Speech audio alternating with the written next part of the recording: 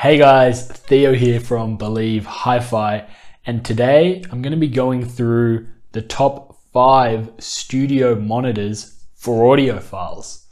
So generally speaking, people have this debate, is a studio monitor good for audiophiles? How do studio monitors compare to hi-fi speakers?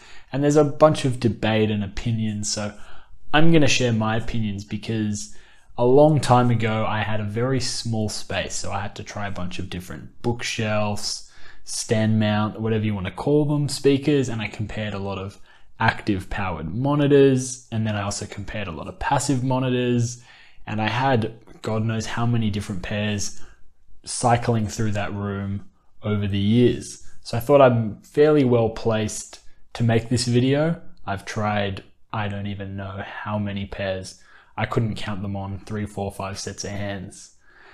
In other news, the room's coming along well for the demo room. The only thing is I'm doing the mathematics for my diffusion panels, and I've got my acoustic panels getting ready as well. So the room's coming along well, so the tour will be a good video for the future, and I can explain why I did things and my thought process to maybe guide you guys through if you're setting up your own listening environment. So without further ado, let's get into it.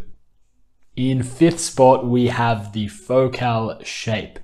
Now I went with this monitor as it's one of the budget entries into the Focal lineup. However, at the price point, they offer an outstanding level of audio quality. And not only are they accurate, they sound fantastic for listening, especially if you don't require a lot of bottom end and sort of bass performance. They do lack in terms of scale. However, when it comes to the accuracy of the mid-range and the treble, they're an absolutely fantastic speaker. And I mean, in a near field desk setup for the price, you're going to get remarkable detail retrieval, very good imaging, and it's very, very hard to argue with this speaker at the price point.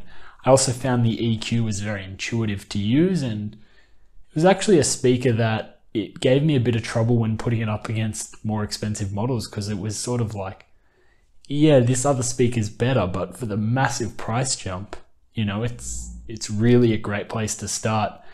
And as an honorable mention, I have to say the SM9 is a fantastic speaker too. I think at the time I had it, my room was a little too small. I had a very well treated room, but it was a little small, and I don't think it gave the speakers enough room to breathe. But I mean, they really disappeared. And the magic of the Focal tweeters, it gives you like laser precision treble. I mean, really amazing treble. And again, people can say that Focal is bright or brittle or harsh. I think they're completely wrong, to be honest with you. You need to set them up. You need to have the room treated. They're so accurate and so detailed that everything's gonna matter, especially with that higher price model. So anyway, that's to start off the list. Let's move into the next one. At the number 4 spot on my list, I'm gonna go with the Ampliion 118 studio monitors. Now, it was a very tough call picking between 3rd and 4th, because I might have to say the Ampliion slightly edges the 3rd spot. However, it's passive, does require amplification, and therefore once I got it to be better than the next spot, I was spending a fair bit more money, and they were a little bit more fiddly and fidgety than the 3rd place, which is why I had to stick them in 4th. But let's not get it twisted. It's a great sounding studio monitor. It's definitely not along the lines of a studio monitor that's harsh and brittle and not nice to listen to. It is actually very pleasing to listen to without losing what you need when it comes to professional use. You still are going to hear the imperfections. You still are going to hear the imaging very accurately. But what it does, it just has a nice sound to it. It's pleasing. If you hear your mix on it, it does sound a little bit nicer. Not as nice as something a bit further up the list, but I think it's a really, really good balance between something you can enjoy and something that's really professional in terms of its sound and allows you to pick out what you've done in the mix. But this is an audiophile list, so in terms of what I can say about the sound, the vocals are really nice and the mid-range is sweet for a studio monitor, should I say. So not as sweet as some of the really high-end hi-fi stuff or some of the brands that tried to sound sweet, but there is that slight sweetness into the sound in the mid-range, which makes instruments not sound so sterile. And I actually really enjoyed my time with this speaker. In at the number 3 spot, we have the PMC Result 6. Now, this studio monitor is great for audiophiles for a few reasons. One being, it's not picky in terms of setting it up. It's got a very wide sweet spot. If you look closely around the tweeter, there's these sort of ribbed spaces. And what they do is they allow a wider dispersion. They allow more width to the sweet spot. So you won't find yourself with that, head in a vice analogy. It sounds great in a sort of a wide environment. So even when you're chilling out and moving around, your music sounds fantastic. Again, with this speaker, it's still lovely to listen to. You do get a nice sounding mid-range. It's not so clinical and lean, and it, sort of makes you curl up into a ball when you hear something that's not absolutely perfect, but it will show you when you're not putting the most stellar music into the mix. The thing I found very interesting is I actually found it a little bit more forgiving than some of the PMC's hi-fi audiophile products. I actually found it a little more round, a little more warm by a little bit in comparison to, say, their smaller bookshelves from the 25 1i, I believe it is. I found the 25 1i to actually be more laser clinical and more like a monitor than this pair here. But the thing that the Result 6 really does well is that it knows how to kick. If you like a really lush, like that kick drum sound where it really hits you in the chest and gives you that visceral impact, the PMCs really know how to sing.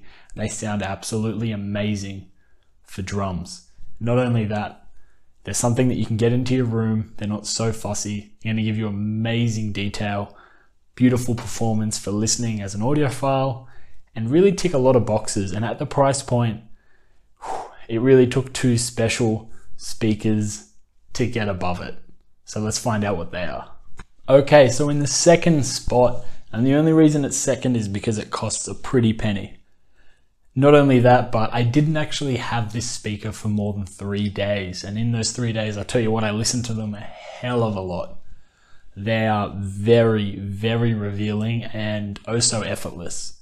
If I could describe the mid-range especially, effortless. It's just, the music is there. It doesn't sound like you're listening to speakers. It doesn't sound like you're listening to electronics. The sound is just there. The music is just happening. They're an absolutely beautiful speaker. They're very expensive, and the speaker I'm talking about is the ATC SCM50. Wow, I mean, it's almost tough to not call this an audiophile speaker, but it originally is designed as an active studio monitor for the best studios in the world. Not all of the best, but a lot of the best studios in the world. And I know for a fact a lot of studios are transitioning into using ATC studio monitors, and give a listen to them one day and you'll find out why. I mean, it's very hard to fault them. The detail is fantastic. The mid-range is amazing. Probably better than 99% of audiophile hi-fi speakers out there. I do find the powered versions sound better than the passive. Even when you get a really good chain of amplification and everything into them, they just seem to really know how to power their speakers in the right way. It's an absolutely fantastic listen. And if it's out of your budget, remember they do some smaller sizes. I actually had the SCM25, I believe it's called, for almost a week. I was lucky to have that to listen to, and you pretty much get the exact same sound, just in a smaller scale, but there was just something about the 50s that wowed me a bit more, or just wowed me in a way that they relaxed me a bit more, and I just enjoyed what was going on. But if you're an audiophile, the SCM series by ATC is very hard to pass up. So what's number one? Let's find out. Okay, and without further ado, I present to you the top spot, and I'm gonna have to give it to the Eventide Opal. Now, I promise you there's no Australian bias here because they are an Australian manufactured and made studio monitor. The other thing is, I believe they're discontinued. So another thing that puts them into my number one spot, I've seen some ridiculously good pricing on these online secondhand, and let me tell you what, at the secondhand price I've seen some of these go for, I think it's impossible to get any speaker, hi-fi, studio monitor, whatever kind of speaker you want, to sound anywhere near as good as they sound for the price tag. I don't know if they're the best studio monitors for very critical work because they just make everything sound too good to be a hardcore true studio monitor. Like the Genelecs can make things sound ugly, which makes them great to work on sometimes because it's going to show you anything that isn't good and amplify that. But for audiophile listening, the Eventide Opal, it's just lovely. I mean, it's so, you don't want to use the word, but just so musical. The vocals are just so lifelike, so realistic. The timbral qualities, the instruments, the tonality. I mean, if you listen to vocals on this, and even the sound of piano, it just sounds right. There's just that right weight behind each note, and it really sounds like organic. It's a fantastic speaker. At the price, it's an amazing product, you know, and it was something that I chased down for years. The first time I heard it was in a friend of mine's place. He's a mastering engineer. I remember going into the room and I sat down and he just played me something and I was like, wow, I have to own these speakers. I sat there, I wasn't even concentrating. I played a track and it was like, boom, there's someone singing to me right there. Not down here, not here, not here, boom. And then I could hear the guitarist here and it was organic, natural, full, beautiful. I think it'd be a great studio monitor to own if you had clients coming in and they wanted to hear, all right, so let me see what you've done to my mix if you're a mastering engineer. And they would hear their track and they would be like, oh my God, it sounds amazing. That's how I describe these monitors. If you're an engineer and you want your clients to come over and hear it and go, why does it sound so amazing? This is the studio monitor. It's a really amazing one. And if you can find one secondhand and you're not too scared about it potentially breaking or something malfunctioning, because I think they are discontinued, you would be shocked with how amazing the Eventide Opals sound in terms of just pure enjoyment. The focals at the start that I mentioned, especially the more pricey ones, are going to be a little bit more laser detailed. The SEM50s are probably an overall better speaker, but you're paying 4 or 5 times the price. And when it comes to that organic, beautiful sound, it beats it in some aspects, you know? I don't think it's quite as perfect in certain ways, but you really got to hear it. It's a fantastic speaker, and at the price point you can get it, it has to be number one. So anyway, I'm really interested in your opinions, so get them down in the comments. Now I want to put one honorable mention here before I get into the conclusion of this video, and that is some of the retro dual concentric tannoy speakers. Now, I have to only have it as an honorable mention because I haven't owned them myself. And again, they're a vintage speaker. They're not as easy to get a hold of. There's some quality issues. Who knows, it could have been reconed. There could be a different casing. You need to try find one that is in great working order, still performing perfectly, no different parts that are interfering. But some of the old, large, dual concentric tannoy speakers that were designed to be studio monitors, keep in mind they're passive, they provide a studio monitor experience that is absolutely phenomenal. It comes off in this effortless way. It's not like you're trying to be like, oh, I can hear this and it's there. Everything's just there. And you can just see everything there. Where it struggles a little bit compared to something more modern, especially if I go down to the Focal, the pricier Focal, is those quick transients. I also think they lack a bit of meat to the sound in some respect, maybe around that 300, 350 hertz area.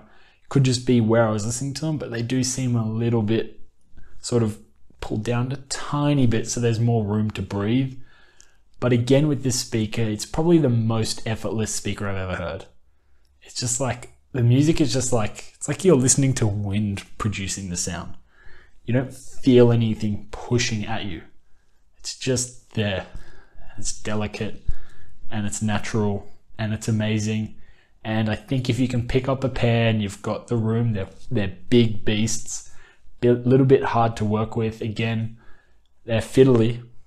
And I know I was speaking to the guys in his room and he told me like every millimeter he was adjusting anything made a massive difference.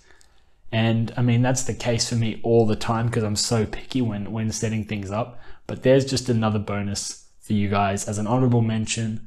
I really loved my experience when I heard them, not in my room, but when I heard some of those old school dual concentric tannoys. I mean, it was an amazing experience for myself as an audiophile.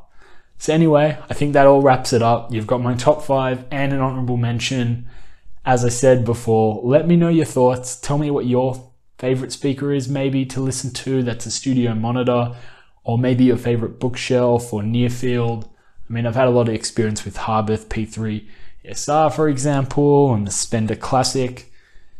So, I mean, I could have thrown a lot in here, but I think in terms of purpose-built studio monitors, that's my list, and you wouldn't be disappointed with any of them. So I'm signing out. Please remember, like and subscribe, and I'll see you on the next one.